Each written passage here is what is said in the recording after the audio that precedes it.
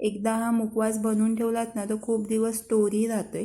पंचरत्नी मेवा जो बनवतो ना त्याच पद्धतीमध्ये आणि हा उपासालाही तुम्ही खाऊ शकता। एवढा छान असा मेवा तयार होते मुखवास। एकादशी असो नाही तर संकष्टी असो कोणत्याही उपासाला खाऊ शकते आणि खूप दिवसही स्टोर जर ठेवलात ना तर खूप दिवस स्टोरी राहतोय। मुखवास पंचरत्नी मेवा बनवण्यासाठी कोकोनट मी घेतलेला आहे। सुका कोकोनट जो बाहेरून भेटतो ना वाट्यात त्या घेतलेल्या आहेत, नाहीतर तुमच्याकडे जर डेसिनेटेड जो कोकोनट जर असेल तोही घेऊ शकता आणि वरची कवरही काढू शकता, पण मी कवर काढून नाही घेतलेली। माझ्याकडे या पद्धतीमधली खिसणी आहे। मी छोटे होलवाली जी खिसणी आहे ना त्या होलमधून मी खिसून घेते आणि मोठे होलवाली खिसणीमधून मी खिसून नाही घेत, कारण की त्याच्यामधनं जास्त मोठे मोठे खिसून निघतील। जर तुम्हाला खोबऱ्याच्या खिसणीने खिसायला जर कंटाळा येत असेल तर तुम्ही एक वाटी तुम्ही मिक्सरला लावून घ्या आणि एक वाटी तुम्ही खिसून घ्या, त्याने टेस्टी छान वाटेल। कारण की तोंडाला जो मुखवास म्हणून मेवा टाईप वाटतो ना तो छान वाटतो खायला। साखरेचा पाक बनवण्यासाठी सिरप बनवण्यासाठी 1/3 कपाची 1.5 कप साखर, मीडियम साईजच्या मी 2 वाट्या घेतलेल्या आहेत कोकोनटच्या, त्याप्रमाणे मी 1.5 कप साखर जी घेतलेली ती परफेक्ट घेतलेली आहे। आणि जर तुम्ही मोठ्या वाट्या जर कोकोनटच्या घेतलेल्या असाल तर 2 कप साखर घ्या तुम्ही। मी काजू बदाम पिस्ता यामध्ये क्रश करून घेतले ते गार्निशिंगसाठी, आणि तुमच्याकडे जर कोणते ड्रायफ्रूट आणखीन कोणते असतील तेही घेऊ शकता, अवेलेबल जे असतील ते। 1.5 कप साखर आणि 1 कप पाणी आता आपल्याला उकळून घ्यायचं आहे, सिरप बनवून घ्यायचं आहे। गॅसची फ्लेम मिडियमवर ठेवून साखर शिजून घ्यायची आणि माझ्याकडे देसी गुलाब होता तो मी मिक्स करून घेतला आहे। तुम्ही गुलाबजलही मिक्स करू शकता आणि केसाचे धागे थोडे मिक्स करून, केसाचे धागे सिरपमध्ये मिक्स केले असल्यामुळे येलोइशपणाही येतो आणि छान असा टेक्स्चर येतोय। साखरेचा पाक सिरप आपल्याला 1 तारीच बनवून घ्यायचा आहे, डबल तार होईल इथपर्यंत शिजून नाही घ्यायचा पाक। 1 तार बनेल ना एवढाच पाक शिजून घ्यायचा। जर पाक्याला जर 1 तार जर येत नसेल तर अजून शिजून घ्या। आपण जो खोबऱ्याची वाटी कोकोनट जो किसून घेतलाय ना तो मिक्स करून पाकामध्ये जो किसून घेतलेला खोबरा आहे तो मिक्स करून घ्यायचा आहे आणि मिक्स केल्यानंतर लगेच गॅस ऑफ करून घ्यायचे आणि वरून वेलची पावडर मिक्स करून, यामध्ये वेलची पावडर ही जास्त मिक्स करून घ्यायची नाही, 2 पिंच फक्त वेलची पावडर मिक्स करून घ्यायची आणि 1 पिंच सॉल्ट जर यामध्ये मिक्स केलीत ना तर गोडाच्या पदार्थामध्ये चव अजून इन्हेन्स होईल, छान लागेल। डिशवर मी केलीचा पान लावून घेतलाय। केलीच्या पानाऐवजी तुम्ही बटर पेपरही लावू शकता। ऑइल ग्रीस नाही तर घी ग्रीस करून घ्यायचा, मी घी ग्रीस करून घेतलाय, त्याने घीने टेस्टी छान येते। खोबऱ्याचा कोकोनटचा जो मेवा बनवून घेतलाय तो डिशमध्ये पोर करून स्प्रेड करून घ्यायचा एकसारखा। जर तुम्हाला जर मेव्याच्या जर वड्या जर बनवायच्या नसतील तर गोल गोल राऊंडमध्ये तुम्ही बॉल्सही बनवू शकता आणि त्याला ड्रायफ्रूट चिपकवूनही घेऊ शकता।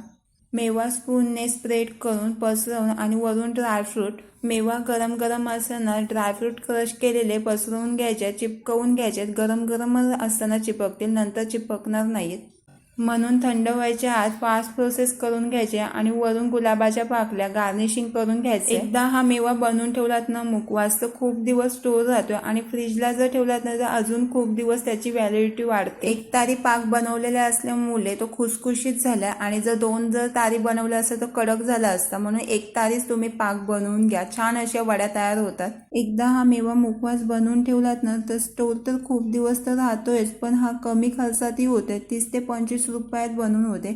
उपासाला न संकोच ठेवताही खाऊ शकतोय आणि या पद्धतीने मुखवास बनवायला विसरू नका। साध्याने सोप्या पद्धतीत आणि कमी इन्ग्रेडियंट्समध्ये चीज पिझ्झा। पिझ्झाचा बेस बनवण्यासाठी गव्हाच्या मैद्याच्या पिठाऐवजी मी चण्याच्या पिठाचा पिझ्झाचा बेस बनवून घेतला। पिझ्झाचा बेस बनवण्यासाठी चण्याचा पीठ, चवीनुसार मीठ, तिखट मिरची आवडीनुसार, मी लाल आणि हिरवी घेतले टेक्स्चर छान दिसण्यासाठी।